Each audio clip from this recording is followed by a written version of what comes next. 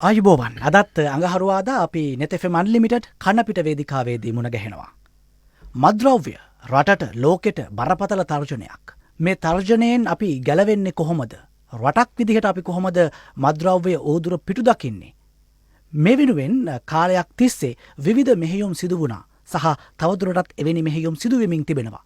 එසේ තිබියදිත් තාමත් තැනින් තැන මද්‍රව්‍ය සමග පුද්ගලයින් අත්අඩංගුවට ගන්නවා සහ මත් ජාවාරම පිළිබඳ තොරතුරු වාර්තා වෙනවා. අනිත් පැත්තෙන් මද්‍රව්‍ය නැතිව මේ අර සරල ග්‍රාම්‍ය භාෂාවෙන් කිව්වොත් සිග් ගහපු අය නැත්තම් ටිකක් අසාමාන්‍ය ව්‍යාකූල මානසික තත්වයකට ලක් වෙච්ච අය පිළිබඳවත් වාර්තා වෙනවා. එසේ තිබියදී අපි අද net fm unlimited කණ්ඩපිට වේදිකාවේදීත් මේ කතා කරන්න උත්සාහ කරන්නේ මද්‍රව්‍ය පිළිබඳව. ශ්‍රී ලංකාවට පුළුවන් ද රටක් විදිහට මද්‍රව්‍ය පරාජය කරන්න, මේ ජාවාරම නතර කරන්න? මේ මහා උත්සාහයට උරදීලා ඉන්නවා දැන් යුද්ධ හමුදාවන් මෙහිදී කරන කාර්යභාරය මොකක්ද? අපි අද ඒ ගැන විශේෂයෙන් කතා කරනවා. ඒ වෙනුවෙන් අප ඇරයුම් ලැබ මැදිරියට පැමිණ සිටින්නේ වැඩබලන ආරක්ෂක මාලිග ප්‍රධානී යුද්ධ හමුදාපති ලුතිටන් ජෙනරාල් ශවේන්ද්‍ර සිල්වා මහත්මයා. ආයුබෝවන් ඔබතුමන්ට. ආයුබෝවන්. යුද්ධ හමුදාපතිතුමනි, යුද්ධ හමුදාව, ගුවන් හමුදාව, නාවික හමුදාව, ත්‍රිවිධ හමුදාවන් ප්‍රධාන ශ්‍රී ලංකාවේ ආරක්ෂක බලමුළුව සමත් වෙනවා පරාජය කරන්න බෑ කියපු, ලෝකෙම බය ගන්නවපු අවුරුදු 30ක් ශ්‍රී ලංකාව පාග්ගෙන හිටපු LTT පරාජය කරන්න. ඊට පස්සේ COVID-19 මේ හැට පේන්නේ නැති සතුරෙක් එක්ක ඔබතුමන්ගේම වචන වලින් මතක් කළොත් අපි සටන් කරනවා. ඒ සටන අපි බොහෝ දුරට ජය ගන්න සමත් වී තිබෙනවා. එසේ තිබියදී තාමත් අවුරුදු ගාණක් තිස්සේ මද්‍රව්‍ය වලට එරෙහිව අපි සටන් කරමින් ඉන්නවා. දැන් යුද්ධ හමුදාවත් මේ සටනට එළඹ තිබෙනවා. මොකක්ද හමුදාවන්ගේ කාර්යභාරය මද්‍රව්‍ය මර්ධනයේදී? දැන් මෙහෙමයි, ප්‍රථමයෙන්ම කිව යුතුයි මම අතිගරු ජනාධිපතිතුමා ජනාධිපති වුණාන් පස්සේ තමයි යුද හමුදාව මේකට සම්බන්ධ වෙන්නේ. මේක නැත්තම් සාමාන්‍යයෙන් ශ්‍රී ලංකා පොලිසිය හා මේ සම්බන්ධ වෙච්ච අය තමයි මේක කරගෙන ගියේ. ඉතින් ජනාධිපතිවරයා වශයෙන් පත් වුණාන් පස්සේ අතිගරු ජනාධිපතිතුමා ඒ අවස්ථාවේදී මට දැනුම් දුන්නා යුද හමුදාව සම්බන්ධ වෙලා මේක මැදීමට කටයුතු කරන්න සම්බන්ධ වෙන්න කියලා. ඊට අමතරව මේ වසරේ මාර්තු මාසෙ විතර වෙද්දී අතිගරු ජනාධිපතිතුමා විසින් මේ සඳහාම කාර්ය සාධක බලකායක් පත් කරනු ලැබුවා. ආරක්ෂක ලේකම් යටතේ ත්‍රිවිධ හමුදාපතිවරු, පොලිසිය, STF එකේ ප්‍රධානියා, ඒ වගේ කණ්ඩායමක්.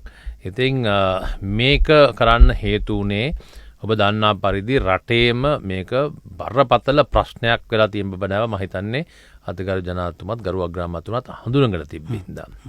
ඉතින් ඔබ කිව්වා තවමත් වෙමින් පවතිනවා කියලා කතාවකුත් මම අහගෙන ආරම්භයේ කියනවා.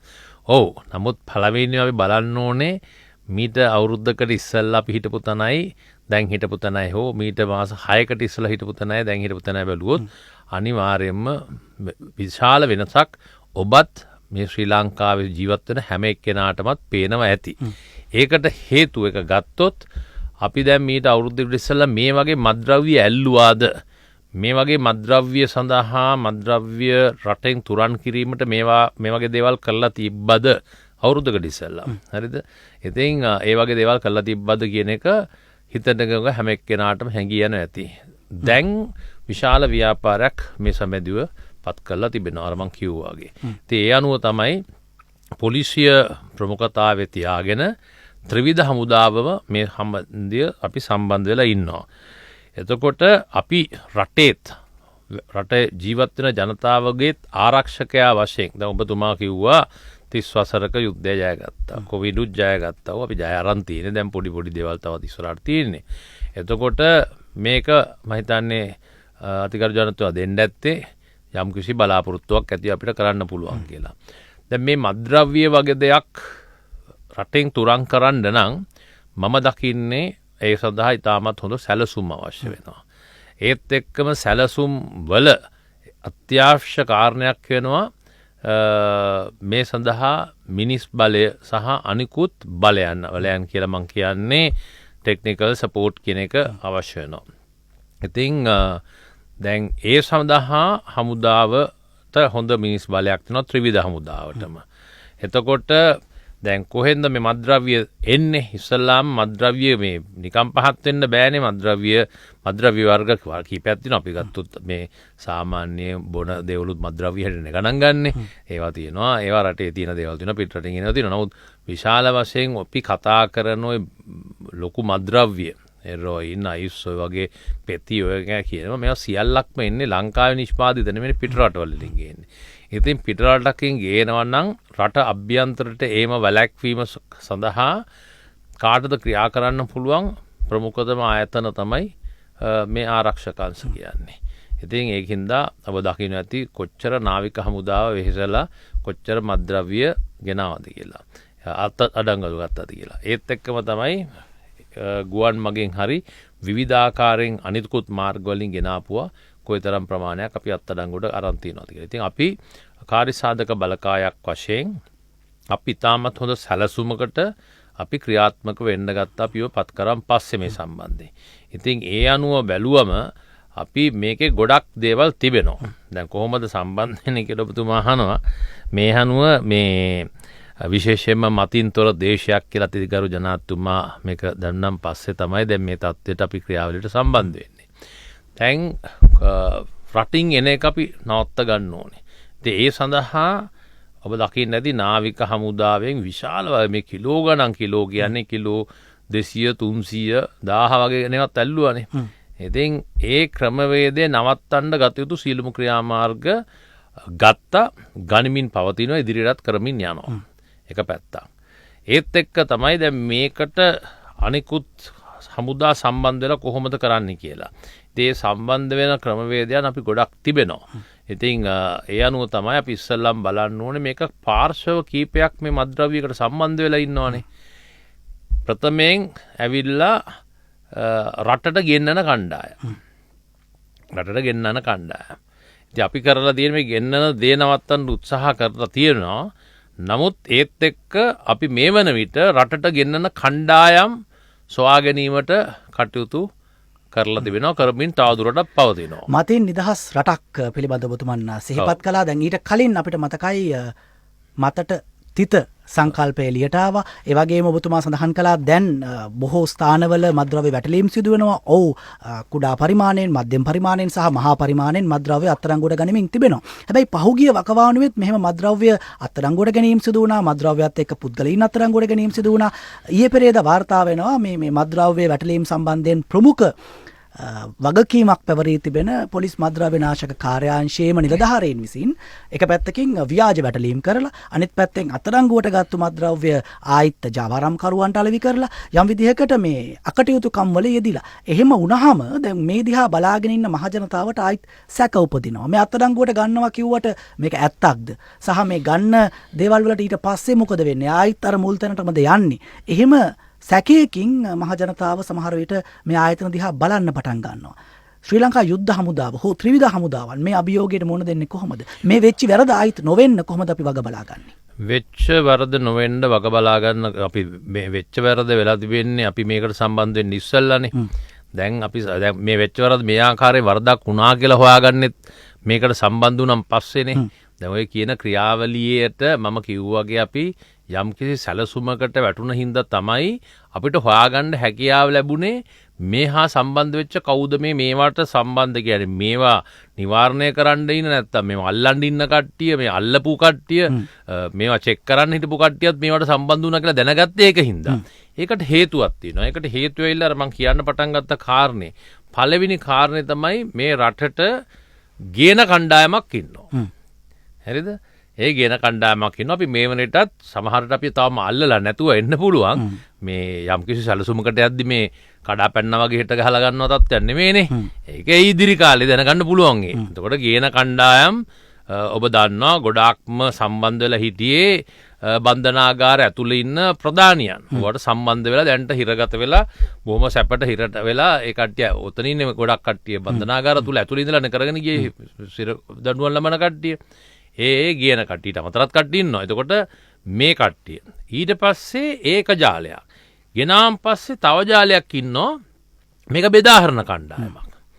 තේරෙනවද? එතකොට බෙදාහරණ කණ්ඩායමක් ඉන්නවා මේක අරන් යද්දි ඩ්‍රග්ස් බෙදෙන කට්ටියක්. ඒත් එක්ක ඉන්නවා තව කණ්ඩායමක් මේකේ මේකට ඇබ්බැහි කරගන්න කණ්ඩායමකුත් ඉන්නවා. ට්‍රයි කරන කට්ටියක් ඉන්නවා. ඒ කට්ටියගේ ජොබ් එක ඇවිල්ලා මේවට ඇබ්බැහි කරනවා. ළමයි අර කට්ටිය මේ කට්ටිය ඇබ්බැහි කරනවා. මම පස්සේ විස්තර කියන්න සමහරලාට කතා කරද්දි. එතකොට මේ ඇබ්බැහි කරන කණ්ඩායමක් ඉන්නවා. ඊළඟට තවත් කට්ටියක් ඉන්නවා ඇබ්බැහි වෙච්ච කට්ටිය එළියට එනවද? එහෙම නැත්නම් ඒ වලද අපේ දැන් බුද්ධ්‍යංශ තියෙන්නේ. අන්න ඒ වගේ මේ කට්ටිය ඉන්නවා නිකන් ඒ වගේ කණ්ඩායමකුත් ඉන්නවා මේකේ. එතකොට සමහර විට ඒ කියන පුද්ගලයා යම්කිසි ආකාරයකින් මත්ද්‍රව්‍ය පසුගිය කාලවකවානුවේ අරන් දැන් ගන්න නැත්නම් මේ කට්ටිය තමයි මේකට සම්බන්ධ වෙන්නේ. මේ කට්ටිය හොයලා බලනවා. හොයලා බලලා මේ බුද්ධිය කෙටිම ගියොත් බුද්ධ්‍යංශයක් වගේ එකක්. ඒ කට්ටිය තමයි ඊළඟට මේක ඒ කට්ටිය ඇවිල්ලා මේකෙන් ගැලවෙන්න දෙන්නේ නැහැ. ගැලවෙන්න නොදෙන්න මේ කට්ටිය වැඩ කටයුතු කරනවා. ඉතින් මං කිව්වා වගේ කණ්ඩායම් කිහිපයක්ම ඉන්නවා. එතකොට ඔබ අහනවා හමුදා මොකද්ද මේ සම්බන්ධ පසුගිය කාලේ කරේ. ඒ කරපු හින්දා ඔය කියන කොටස් හැම එකක්ම පස්සේ පන්නගෙන අර කොවිඩ් පස්සේ පන්නලා ගිහලා ලුහු බැඳලා කොවිඩ් ආසාදිතයන් සොයාගත්තා හෝ අසුරු කරපු කට්ටිය හොයාගත්තා වගේ යන ක්‍රමේ යටතේ තමයි ගියපු හින්දා සැලසුමේ යදි තමයි අපිට හම්බුනේ මේ මෙන්න මේ වගේ මේ ගත්ත ටික මේ ඇතුලේ ධානීද්දී ඒකත් පෙට්ටියෙන් පන්නගෙන ගිහිලා දිනනවා කියලා. මොකද ක්‍රමවේදයක් අපි දන්නවනේ කොහෙද මේක කොනක් අල්ලගත්තම. අනිත් එක මේ ඉතින් ඔබතුමා අහුව ප්‍රශ්නෙට හමුදාව ත්‍රිවිධ හමුදාව පොලිසියත් පෙරටු කරගෙන මේකේ ඒ කට්ටියගේ රස්සාව මේක ගොඩක් මේ කට්ටිය සම්බන්ධයෙන් මේ කටයුතු කරන්නේ STF එකත් එකතු වෙලා මේ ඔක්කොම එකතු වෙලා මේ සැලසුමේ තමයි මේ යන්නේ. ඔබතුමා කිව්ව අර මම පටන් ගද්දි පළවෙනි ප්‍රශ්නේ කිව්වා වගේ අපි ඉස්සෙල්ලා හොයාගන්නේ කිලෝ 300 400 හෙරොයින් උත් හම්බුච්ච කාලේ තිබ්බා. දැන් ඒ තත්ත්වේ නැහැ. දැන් ගිය සතියේ බැලුවොත් කිලෝ 1යි කිලෝ 2යි KJ කියන මේ කේරළ ගංජා කිලෝ 275ක් විතර 20ක් විතර උන් ඔය ගානට දැන් බහැලා තියෙන්නේ. රටේ කුඩු අඩු වෙලාද? අනිවාර්යෙන්ම කුඩු අඩු වෙලා තියෙනවනේ. දැන් ඉතින් අඩු වෙලා නැත්නම් මේ වගේ තත්ත්වයකට ඇවිල්ලා වැටෙන්න හේතුවක් නැහැනේ. ඒ කියන්නේ ගෙනාපු ටික ගෙනාපු වගේ ගියේ. ඉතින් අපි වටලාට නාවික හමුදාව සෑහෙන පරිශ්‍රයක යෙදෙනවා තව දුරටත් නොගෙනෙන්න.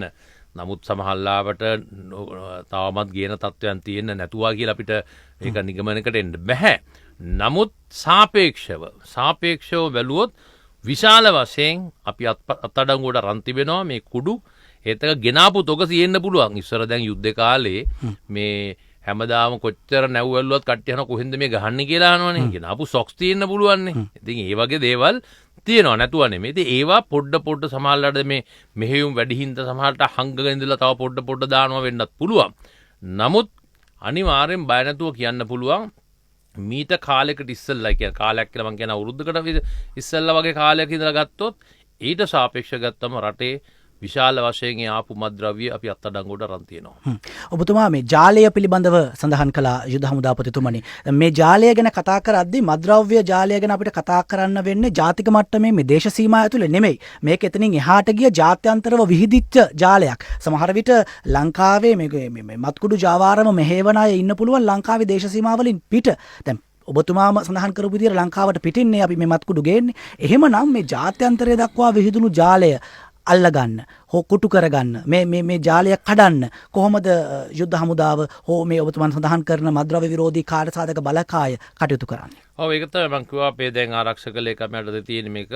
ඉතින් මේකට සියලුම අයවලුන් සම්බන්ධ වෙලා හමුදාපතිවරුන් පොලිස්පතිතුමා ඒත් එක්ක මද්‍රව්‍ය සම්බන්ධයෙන් සම්බන්ධ වෙන ආයතන සම්බන්ධ වෙලා තියෙනවා. ඔව් මම කිව්ව කාරණේ තමයි දැන් මේ කුඩු ගේන්නේ ඔබතුමාට කිව්වා වගේ පිට රටින්. එතකොට ඒකට සම්බන්ධ වෙච්ච අපේ රටේ ප්‍රධාන කණ්ඩායම් කීපයක් හිටියානේ. කට්ටියක් ඔය හිරේ ඉන්නවා කට්ටිය බෞද්ධරයක් ඉන්නවා හිරේ. ඉතින් මේ කණ්ඩායම් පිටරටින් තමයි ගෙන්න ගන්න. ඉතින් ඒ කට්ටිය අපි මේ වෙනකොට බොහෝ දුරට අපි අයිඩෙන්ටිෆයි කරලා තියෙන්නේ. මේ කට්ටිය හඳුනාගෙන තියෙන්නේ. නමුත් හැමදේම කරන ක්‍රමවේදයක් තියෙනවා. මේ අද ඇවිල්ලා මේක ඉවර කරන්න ඕන කියලා හෙට ඉවර කරන්න පුළුවන් ක්‍රමවේදයක් නෙමෙයිනේ. හරිද? මේ කට්ටිය ඉතාමත්ම සූක්ෂමව බයි හිතන්න මේ රටට එන්නේ මේ අල්ලපු රටේ නෙමෙයිනේ මේවා කොච්චර මුහුදු කිලෝමීටර් මේ හැතපුම් කොච්චරක් පහු කරගෙනද මේ වගේ එන්නේ. දැන් අපි දැක්කා නාවික හමුදාව මේවා අල්ලන්න ගියාම බෝට්ටු වලින් මේ අපේ සීමාවෙන් එළියටත් ගිහිල්ලා ඉදිද්දී මේ කට්ටිය ගේන තැන නෙමෙයි ඊළඟට මේ ඒ කොමියුනිකේට් කරන කට්ටිය ඒ කට්ටිය පණිවිඩ දෙන්නේ එතනදාම බෝට්ටුව තව තැනකට ගේන්න කියනවා මේ මිනිස්සු. මේක මේ පාරේ මේ ට්‍රැෆික් එකේ මෙහෙ යද්දි මේ ත්‍රිවිල් එකක අතන්න ගේන්න මෙතන කියලා කරකනවා වගේ මුහුදෙත් මේ මිනිස්සු කැරකුවා. අපි අල්ලපුවේ කිලෝ මේ 100 ගණන් 1000 ගණන් අල්ලද්දි නාවික හමුදාවෙන් ඇල්ලුවේ ඒ වගේ. ඉතින් මේ කට්ටිය විශාල නිකම් බලවතුන් වගේක් නෙමේ ලෝකමේක ඉන්නේ.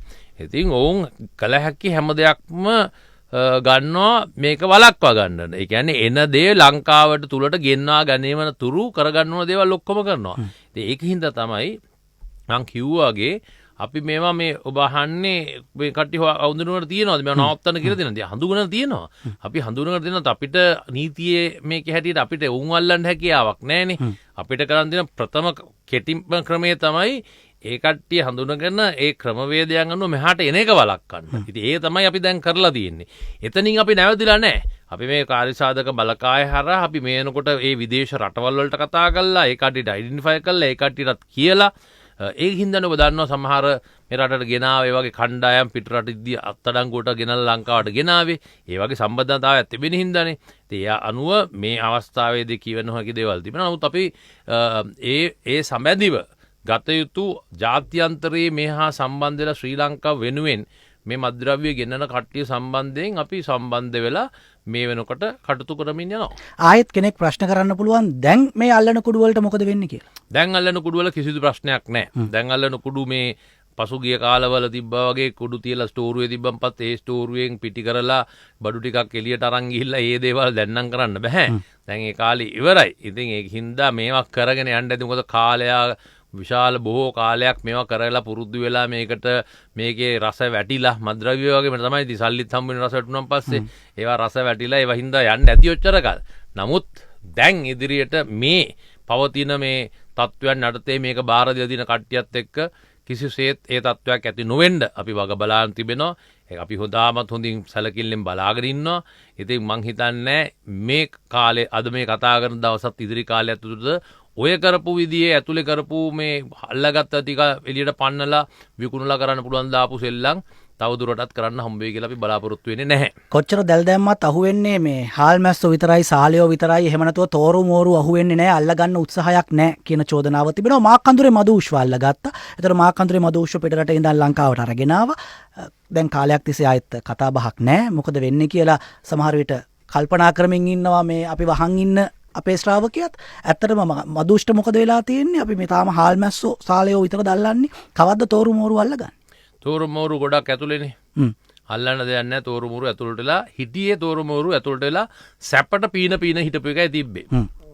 එතකොට දැන් පීන හිටපු තෝරු ටික සමහර තෝරුන්ට පීනන්න හම්බෙලා නැහැ. කොටු වෙලා ඉන්නවා. බලනවා පීනන්න ගන්න බලනවා තත්වයක් තාම හම්බෙලා නැහැ. නමුත් තෝරු මෝරු පණ පිටින් එහාට මෙහාට තවම ජීවත් වෙලා ඉන්නවා. ඉතින් ඒවට ගත යුතු ක්‍රියාමාර්ග මං කිව්වාගේ අදාරන් හෙට කරන දේවල් නෙමෙයිනේ. අපි මේ මුළු ජාලෙම අල්ලගන්නත් එපැයි. එතකොට ඔබතුමා කියන වගේ තෝරු මෝරු ගේනවා. නමුත් අර මං කිව්වා දෙවෙනි අදිරේ බෙදාහරන කණ්ඩායම් ඊළඟට මේක මිනිසුන්ට මේ ඇබ්බැහි කරන කණ්ඩායම් ඒ වගේ මේකට මේ තෝරම් මොර විතරක් ඇල්ලුවා කියලා හරියක් නැහැ. තව අර කට්ටියත් අල්ලන්න ඕනේ. යට ඉන්නේ ජාලය ගත්තොත් අර එක්කෙනයි. නැත්නම් යට ඉන්නවා විශාල ජාලයක්. ඉතින් මේ හැම එක්කෙනම දකින්නද මේ දවස්වල ග්‍රෑම් පොඩ්ඩයි ග්‍රෑම් මෙච්චරයි ග්‍රෑම් මෙච්චර හැමතැනම දිනපතා හොයනවනේ. හම්බ වෙනවනේ. අන්න ඒ දේත් වෙමින් පවතිනවා. අරක කරන ගමන් මේකත් යනවා. ඉතින් යම්කිසි ආකාරයක මේ මද්ද්‍රව්‍ය කියන ඉවර තව ටික කාලයක් යද්දී අපි උත්සාහ කරනවා රටින් තුරන් කර ගැනීමට අපි උත්සාහ කරනවා. ඒ යන ගමන් මගේදී ඔබට තවත් ටික කාලෙකින් තෝරු මෝරු ටික මේ කවුද තෝරු මෝරු කියන එක හෙලිවෙයි. එළියේ ඉන්නවා නම් තෝරු මෝරු කවුද? ඇතුලේ ඉන්න තෝරු මෝරු ටික කවුද? ඒවා ටික ඔක්කොම හෙලිවෙයි. ඉතින් දැනට අපි අවශ්‍යතාවයේ රටේ මේ මද්ද්‍රව්‍ය දුරදුර ඉවර කරගන්න අවශ්‍ය ඒ සැලසුම් කරමින් පවතිනවා. හැබැයි ගොඩක්ම ඉතින් මේ සම්බන්ධ වෙලා හිටියේ ඔය කියන තෝරුමුරු ගොඩක් හිටියේ දැන්ටත් ඇතුලේ තමයි ඉන්නේ ගොඩක් කට්ටිය. net FM unlimited කනපිට වේදිකාවේ අපි අද කතා කරමින් ඉන්නේ යුද්ධ හමුදාපති ලුතිතන් ජෙනරාල් ශවේන්ද්‍ර සිල්වා මහත්මයා සමග මද්ද්‍රව්‍ය වලට එරෙහිව කරන සටන පිළිබඳවයි අද අපි net FM unlimited කනපිට වේදිකාවේදී කතා කරමින් ඉන්නේ. යුද්ධ හමුදාපතිතුමනි ඔබතුමන් පළමු අඩපැයේ කරපු කතාබහේදී අවස්ථා කිහිපයකදීම සඳහන් කළා මේ බන්ධනාගාර ඇතුලේ සිට මෙහෙවන ලද මද්‍රව්‍ය ජාවාරම් පිළිබඳව හෝ ශ්‍රී ලංකාවට මද්‍රව්‍ය රැගෙන ඒම මෙහෙවනු ලැබූයේ බන්ධනාගාර ඇතුළේ ඉඳන් කියලා කියවුණානේ. දැන් ඒක එහෙම වෙන්නේ නැද්ද? ඒක වළක්වන්න මොනවද අරන් තියෙන පියවර? දැන් ඔබතුමා දන්නවා ඇති මද්‍රව්‍ය මම කිව්ව කතාවත් එක නම් ඇතුළේ ඉඳලා මද්‍රව්‍ය පමණක් නෙවෙයි අනිකුත් පාතාල වැඩවලටයි හැම එකටම ඒ ඇතුළේ හිටපු කට්ටිය බොහොම නිදහසේ දැක්කනේ සුර සැප විඳගෙනත් හිටපු කණ්ඩායම් හිටියේ. දැන් ඒව නැහැ. දැන් ඒකට වෙනුවෙන් ඉස්සල්ලාම කරපුවට මේ කට්ටිය විවිධ ආකාරයේ විවිධ ස්ථානවල රැඳවලා හිටපු කට්ටිය ප්‍රධාන සැකකරුවන් කියන කණ්ඩායමක් බූස්ස බන්ධනාගාරය වෙත රැගෙන ගිහිල්ලා ඒ කට්ටිය යම්කිසි ක්‍රමවේදයකට වුන් ස්ථානගත කරලා තිබෙනවා. සිරගත කරලා තිබෙනවා. එතකොට ඒත් එක්ක තමයි මේවා ඇතුලේ ඉන්නවද එළියේ ඉන්නවද කියලා තත්ත්වයක් නැහැ. එළියේ ඉන්නවට වැඩිය ඇතුලේ ඉඳියේ හොඳ රැකවරණයක් යටතේ ඇතුලේ ජීවත් වෙමින් දුරකථන වලින් පිටරට වලට කතා කරමින් හරිද ගත්තොත් ඔවුන්ගේ දවසකට ගත්ත කෝල්ස් ප්‍රමාණය බැලුවොත් එහෙම ඒ දවස්වල අපි ගාව තියෙන විස්තර බැලුවම හිතා ගන්න බෑ. ඒ කියන්නේ කතාම ටෙලිෆෝන් එකෙන් පමණක් හිටියා කියලා හිතා ගන්න පුළුවන් තරම් කෝල්ස් මේ මිනිස්සු අරන් තියෙනවා. ඉතින් ඒ වගේ තත්ත්වයක් තිබ්බේ. ඉතින් ඒ වුණාට ඒ තත්ත්වයන් අපි යම් කිසි අර කිව්ව ක්‍රමවේදයකට ඕන එක තැනකට ගෙනල්ලා ඒ ටෙලිෆෝන්ස් භාවිතය කරන්න පුළුවන් අවම කරලා ඒ තත්ත්වය ඇති කරලා තිබ්බා. ඒකනේ දැන් ඔය හිටපු ගමන් මේ කණ්ඩ බැහැයි කියලා ස්ට්‍රයික් කරලා හංග ස්ට්‍රයික් එකක් හිම දාගෙන නොකා ඉන්න උත්සාහ කරන්නේ. ඉතින් මේක දැන් ඉතින් බෑ ගන්න බැරිකම හින්දානේ. වෙන කාරණා කිව්වට ඕක තමයි. ඉතින් අපිට කියන්න පුළුවන් බය නැතුව අපි කියන්නේ විශාල වශයෙන් මේ තත්ත්වය අපි මඩවලා තියෙන්නේ. ඒ කියන්නේ මේ හැමදේම ඇතුළේ ඉන්න කට්ටිය කතා කරලා දුරකථනයෙන් කතා කරලානේ මේ වැඩේ කරන්න ඕනේ. වෙන විදියක් නැහැනේ. ඉතින් ඒ දුරකථන භාවිතය අවම කරන්න අපි උත්සාහ කරලා තියෙනවා. ඒත් එක්ක දුරකථන කෝල්ස් ගැනීම සම්පූර්ණයෙන් අවම කිරීම සඳහා ගත යුතු සූක්ෂම තාක්ෂණික ක්‍රමවේදයන් අපි අනුගමනය කරලා තිබෙනවා. ඒකෙන් විශාල වශයෙන් අඩුයි. 100ට ගත්තොත් විශාල වශයෙන් අඩුවක් තියෙනවා. ඉතාමත් සුළු එකක් දෙකක් තමයි තාමත් තියෙන්නේ. ඒවත් ගැන අපි හොයාගෙන අපි ඉන්නවා. අවශ්‍ය වෙලාවට අවශ්‍ය දේ එතනින් එහාටත් කරයි. ඉතින් ඔබ දකින්න ඒක ඒ පමණක් නෙමෙයි හැමතැනම. දැන් උදාහරණයක් ගත්තම පසුගිය දවස් කීපයේදී බැලුවත් තාමත් යම් කිසි මං නම් නොකියුවට බන්ධනාගාරවල දුරකථන මේ 15-20 හම්බෙච්ච අවස්ථා තිබෙනවා. ඉතින් මොකද මේකට සම්බන්ධ වෙච්ච කට්ටිය සහ වට ඔබතුමාර කිව්වාගේ සම්බන්ධ කට්ටිය ගොඩක් වැඩි. එතකොට ඉස්සර හම්බෙන්නේ විශාල වශයෙන් දුරකථන. සිම් කාඩ්නේ දුරකථන. ඒක අපි දැක්කනේ ප්‍රස්ථාරකයෙන් වගේ පසුගිය මාස කිහිපෙදී දැන් දුරකථන නෙමෙයි දැන් හම්බ වෙන සිම් කාඩ් වැඩි. දැන් ඒක තැනකට ඇවිල්ලා තිනවා දුරකථන සහ සිම් කාඩ් ප්‍රමාණය හම්බ වෙන එක හා සමාන වගේ යම් කිසි ඔක්කොම නෙමෙයි කඳුරු මේ බන්ධනාගාර එකකින් දෙකකින් පමණක්. ඉතින් ඕක තව ටිකක් යද්දි සමහරට සිම් කාඩ් වැඩි දුරකථන තව නැති වෙලා යයි. ඉතින් අනිවාර්යෙන්ම මේවා කරන්න ඕන දේවල් නෙමෙයි කළ යුතු දේවල් නෙමෙයි. නමුත් මේවා කරන මිනිස්සු ඒවට පුරුදු වෙච්ච මිනිස්සු මේ කඩේ ගාව තියනවා සහ ක්‍රමවේදයන් තියනවා. ඉතින් ඒ පමණක් නෙමෙයිනේ. ඇත්තටම මේ අවංකවම කිව්වොත් දැන් මේ කට්ටිය වෙනුවෙන් අද දිනේ ඊයේ දිනේ යම්කිසි පුද්ගලයෙක්ගේ නඩුවකට ගියාම මේ කට්ටිය වෙනුවෙන් පෙනී හිටින කණ්ඩායම් බලුවම හිතා ගන්න පුළුවන් මොනතරම් මේ ප්‍රබල විදියට මේ කට්ටිය කරගෙන මුදල් උපයලා තියනවද නැත්නම් ඒ වගේ කට්ටියක් සොයාගන්නවත් පුළුවන්ද කියලා. ඒකින්ද මේක අමාරු කර්තව්‍යයක්. අපි අමාරු කර්තව්‍යයේ බහුතරය අපි මේ වෙනකොට ගෙනල්ලා තියෙනවා යම්කිසි තත්වයකට. අපි සෑමදාම කියන වගේ රටේ හමුදාව මේ පොලිසිය රටේ ඕනම අවස්ථාවක රටේ ජනතාවගේ ආරක්ෂාව කරගන්න ජනතාවගේ රට ආරක්ෂා කරගන්න ඉදිරියට ඇවිල්ලා කවදාවත් බැහැයි කියපු හැම දෙයක්ම කරපු කණ්ඩායම් ඉන්නේ. ඒ අනුව අපි මේක ක්‍රියාත්මක කරලා තිබෙනවා. ඉතින් ඉදිරි කාලෙදී කෙසේ හෝ අපි මේ තත්ත්වය මඩින්න කටයුතු කරනවාමයි. තෝරු මොහරු කීප දෙනෙක් ඇතුලේ ඉන්නවා කියලා ඔබතුමන් සඳහන් කළා. දැන් නම් වශයෙන් අපිට මතක් වෙනවා වෙලේසුදා, එහෙම නැත්නම් මාකන්දුරේ මදුෂ්, මේ අය මේ මද්‍රව්‍ය ජාවාරමත් එක්ක තදින් නම ගෑවිච්ච අය. හැබැයි දැන් තව දුරටත් රටට මද්‍රව්‍ය එමින් තිබුණානේ හෝ තාමත් එමින් තියෙනවානේ. එහෙමනම් මීටත් උඩින් තව කවුරු හරි ඉන්නව නේද? කවුද මේ ඉන්න අය?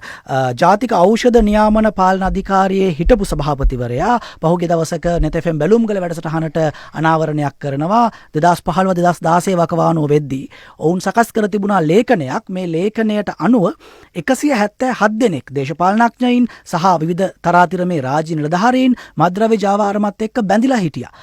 මේ වාර්තාවලට මොකද වෙලා තියෙන්නේ? නැත්නම් ඒ අය තාම නිදැල්ලේද? කෝ ඒ අය? නෑ ඒ සම්බන්ධයෙන් නම් මට හරියටම විස්තර කීමට අපහසුයි. මේක සම්බන්ධ වෙලා ඉන්න කට්ටිය මේ සම්බන්ධයෙන් සොයනවා ඇති. ඉතින් මට හරියට මේකේ නොදැන උත්තර දෙන්න හැකියාවක් නෑ. ඒ කට්ටිය කරපු අපි ඒ තත්ත්වයට ගිහිල්ලත් නෑ 2015 කරපු කට්ටිය. නමුත් අපි පොදුවේ බලලා තියෙන මත්ද්‍රව්‍ය රටට ගෙනීමත් අපි මෙතන ඉදිරියට වළක්වන්න නැත්නම් ඉතිහාසයේ හාරහාර ඉතිහාසයේ සම්බන්ධ වෙච්ච කට්ටිය නෙමෙයි. දැන් කරද්දී ඒ කට්ටිය සම්බන්ධ වෙන්න දැන් අහුවෙයි. පසුව ඒවා සම්බන්ධයෙන් කළ යුතු ක්‍රියාමාර්ග ගත යුතු අයවලුන් ආයතන විසින් ඒ දේවල් ක්‍රියාව යොදවයි. අපේ පරමාර්ථය ඇවිල්ලා දැනට තිබෙන තත්ත්වය අනුව රටට මත්ද්‍රව්‍ය ගෙනීම වළක්වලා රට තුල මත්ද්‍රව්‍ය ප්‍රචාරිත වීම සහ බෙදා හැරීම වළක්වලා මේ රටේ ඉන්න අපගේ ජනතාව විශේෂයෙන්ම අපේ ජනතාව මේකේ මුදව ගන්න කටයුතු කරන මිසක් ඉතිහාසයේ ගිහිල්ලා ෆයිල් හොය පහර දීමේ තත්වයකට අපි ඒ වගේ දේවල් වලට සම්බන්ධ වෙන්න අපිට හැකියාවක් නැහැ. ජාවාරමේ ලොකු තැන්වල ඉන්නේ කවුද කියලා හොයද්දී මේ දැන් ඔබතුමා සඳහන් කළා එහෙම අය හඳුනාගෙන තිබෙනවා කවුද රටට මත්ද්‍රව්‍ය ගේන්නේ, කවුද රටට මත්ද්‍රව්‍ය එවන්නේ, කවුද මේ ලොකු අතුවල වහලා ඉන්න කුරුල්ලෝ කියලා හඳුනාගෙන තිබෙන බව.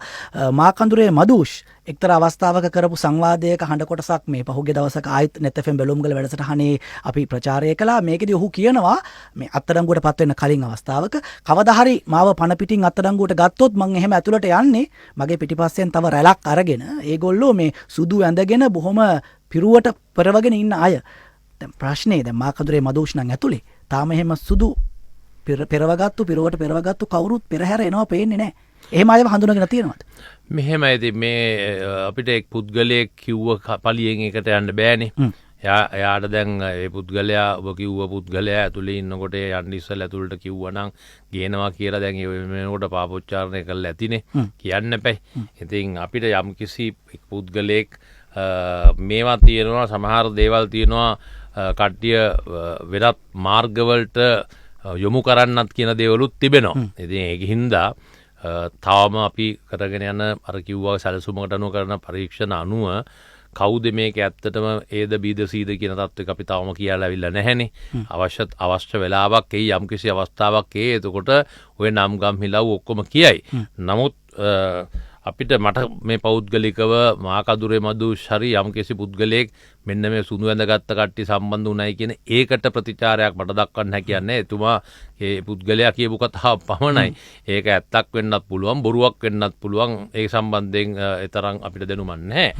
නමුත් අපි හොයද්දී හම්බෙච්ච දේවල් අනුව ඉදිරි කාලෙදී මම කිව්වයි වගේ අනිවාර්යයෙන්ම කවුරු හරි සම්බන්ධ වෙලා ඉන්නවා නම් හරි සම්බන්ධ වෙලා හිටියනම් මේ අපි සොයන කාලේ සම්බන්ධ වෙලා හිටියනම් ඒක අපි අනිවාර්යයෙන්ම දැනගන්න ලැබෙනවා අපිට. ඉතින් ඒ කට්ටිය මේකෙදී අතිගරු ජනාධිපතිතුමා ගරු අග්‍රාමාත්‍ය කිසිම තරාතිරමක් බලන්නේ නැහැ. මේ ඔබ දකින්නවා රට යන විදිය කොහොමද කියලා. ඔබ දකින්නවා මේ අවස්ථාවේදී ඔබලා හිතපු නැති ඔය කියන විදිහට මේවා මඩින්න හිටපු සමහර කණ්ඩායම් සම්බන්ධ වෙච්ච කට්ටියට ගත්ත ක්‍රියාමාර්ග බැලුවම මම දැන් රටේ මේක මේ සම්බන්ධයෙන් තියෙන විශ්වාසය කියන එක වැදගත් වෙන්නේ. ජනතාවට විශ්වාසය. මම හිතන්නේ මේ වෙනකොටත් රටේ ජනතාවට යම්කිසි විශ්වාසයක් ගොඩ නැගිලා තිබෙනවා කියලා මම හිතනවා, අනුමාන කරනවා.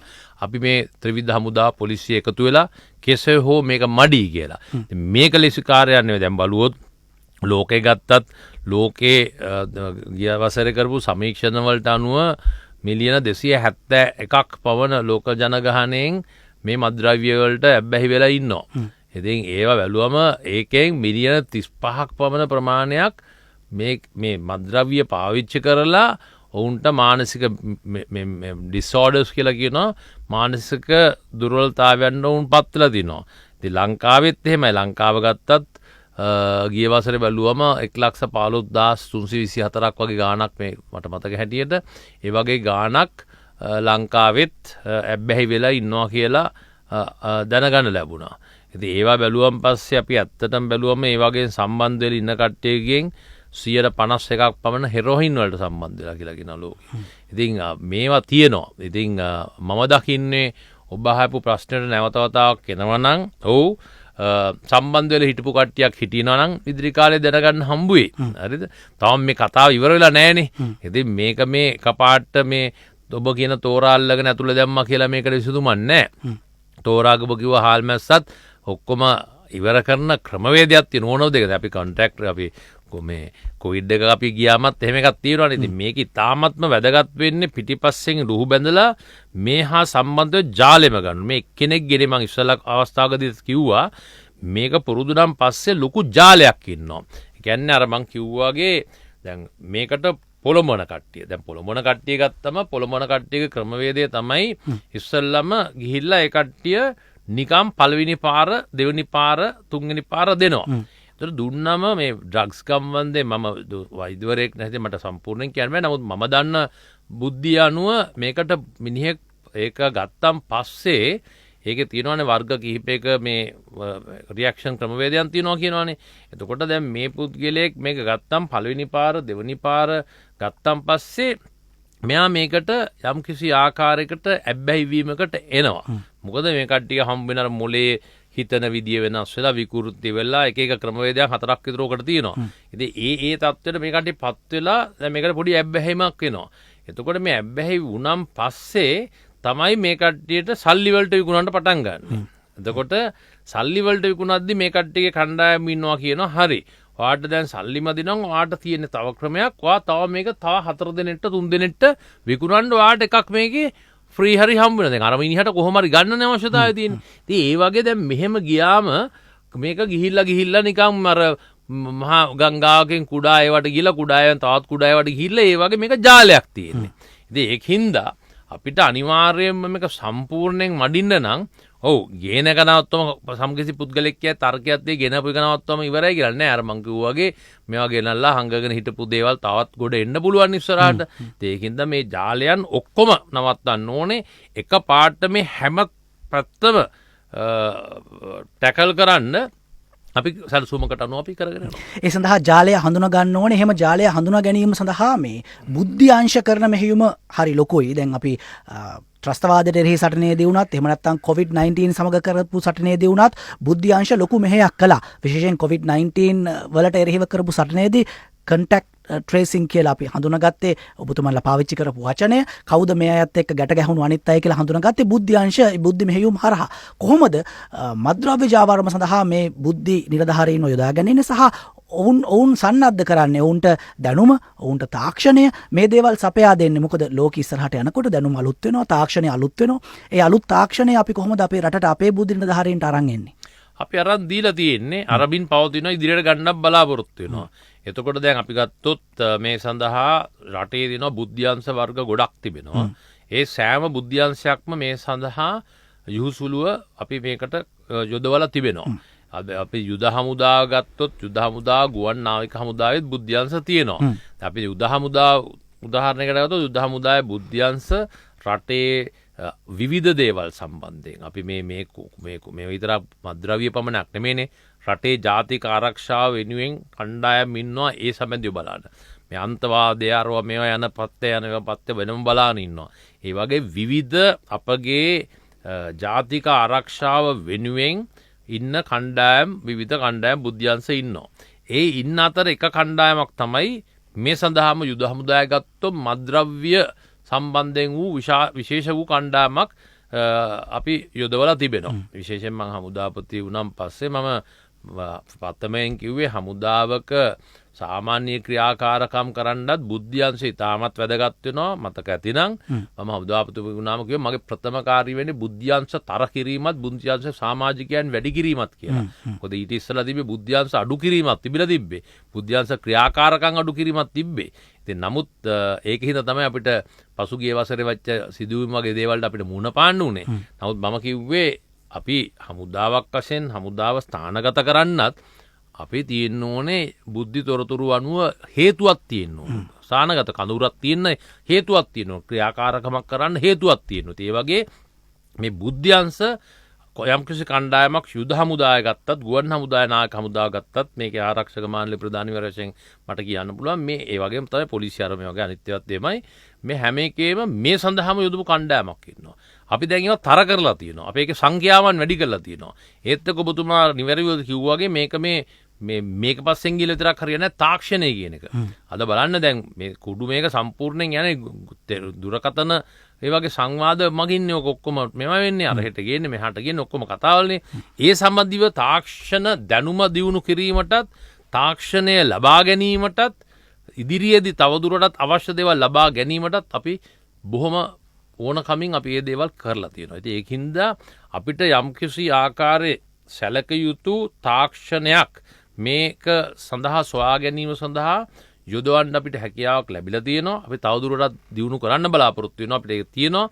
ඒත් එක්ක මේ හා සම්බන්ධ වෙලා ඉන්න අපේ බුද්ධ්‍යංශ යොදලා දින කට්ටියත් ඒ කට්ටියත් සෑම විටම ඔවුන්ගේ දැනුම මේ සම්බන්ධව අපි දියුණු කරමින් පවතිනවා.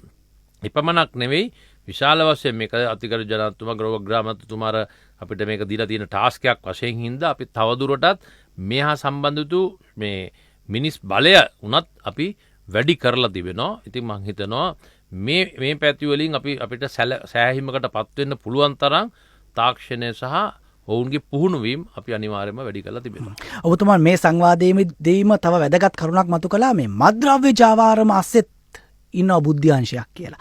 ඔවුන්ට පැවරුණු යම් කාර්යයක් මත්ද්‍රව්‍ය ජාවාරම ඇතුලේ තියෙනවා. මොකක්ද මේ බුද්ධ්‍යංශයේ ඔබතුමන්ලා හඳුනාගෙන තිබෙන විදිහට මොකක්ද ඔවුන් කරන්නේ?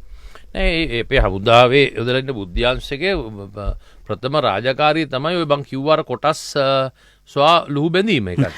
මත්ද්‍රව්‍ය ජාවාරම ඇතුලේ ඉන්න බුද්ධ්‍යංශයක් ගැන ඔබතුමා ඔව් මත්ද්‍රව්‍ය ජාවාරම ඇතුලේ ඉන්න බුද්ධ්‍යංශයේ ක්‍රියාකාරකම තමයි අර මං කිව්වාගේ ඒ කට්ටියගේ වැඩේ ඇවිල්ලා ඒ කට්ටිය බලා ඉන්නවා. දැන් අර ඇබ්බැහි වෙච්ච කට්ටිය තවදුරටත් මේ දේ කරගෙන යනවාද? මේ කට්ටිය යම්කිසි මොකක් හරි මාර්ගයකින් මේ தත්ත්වය නවතිනවාද? හරිද? ඒකට හේතු වෙන්නේ මොනවාද?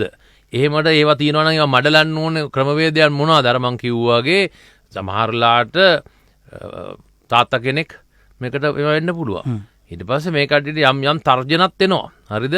තමුන්ගේ ළමයා හරි මේකට මම බාර ගන්නවා මේවා කරවනවා. ඒ වගේ දේවලුත් මේක නැති වෙලා නෙමෙයි. ඒව දේවලුත් තියෙනවා. ඉතින් ඒකින්ද දැන් ඔබට තේරෙන්නේ නැතිනේ දැන් ළමයි ගත්තම කොච්චර සංඛ්‍යාවක් මේකට මේවා කරලා දිනවද කියලා.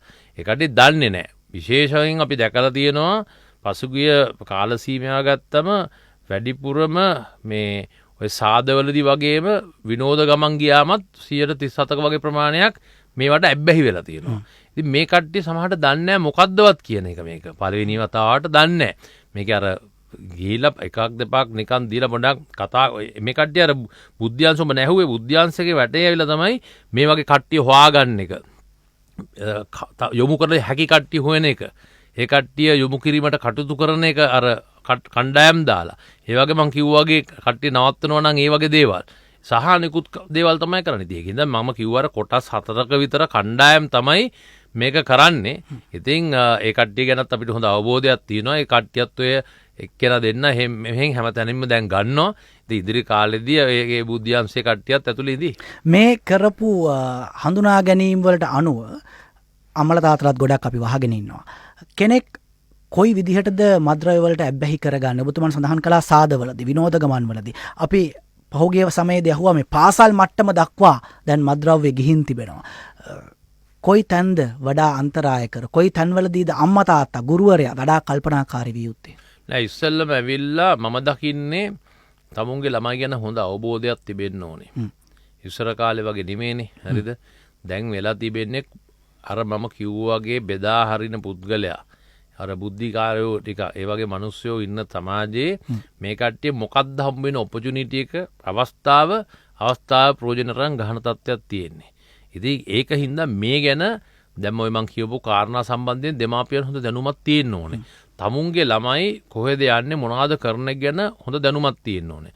අපිට ආරංචි වෙනවද සමහරලාට දැන් මේ සමහර හෝටල් වලට සමහර ස්ථාන වලට ගියාම අපි බලනවා කැමරාස් වලින් සමහරලාට 3-4 දෙනෙක් එකට වැසිකිළියකට වගේ යනවා නම් ඒ ස්ථානේ කියන්නේ යම් කිසි දෙයක් එතන වෙන්න පුළුවන් තත්ත්වයක් තියෙනවා. ඒ වගේ දේවලුත් වෙනවා. මේවා වැසිකිලිවල මේ ඒ වගේ තැන් වලට ගිහිල්ලත් මේවා කරනවා. දැන් ඔබ දකින්න ඇති පසුගිය කාලේ අපි යුද හමුදාවෙන් අත්අඩංගුවට ගත්ත ප්‍රධාන සුවිශේෂී හෝටලයක කාමර 3ක් පමණ අරගෙන ඉද්දි මත්ද්‍රව්‍යයේ පෙති මේ ලක්ෂ ගාණක් තියාගෙන එක පෙත්තක් රුපියල් 2500 4900 අතර වගේ ගාණක විකුණලා තියෙනවා. මිලියන ගාණක කෝටි ගාණක මත්ද්‍රව්‍ය. ඉතින් මේවා අර ළමයිට දෙන ක්‍රමවේදයන් තිබෙනවා.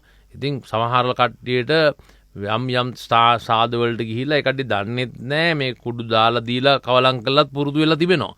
ඊට පස්සේ අර ඒ කට්ටියට මේක ආවන් පස්සේ ඒ කට්ටියට පොඩි මේ සාමාන්‍ය ක්‍රමයට ඒක කියන්නේ අර මොලේට ගියන් පස්සේ වැඩියෙන් ගමන් කළ කරන ක්‍රමවේදයක් නේ මේක.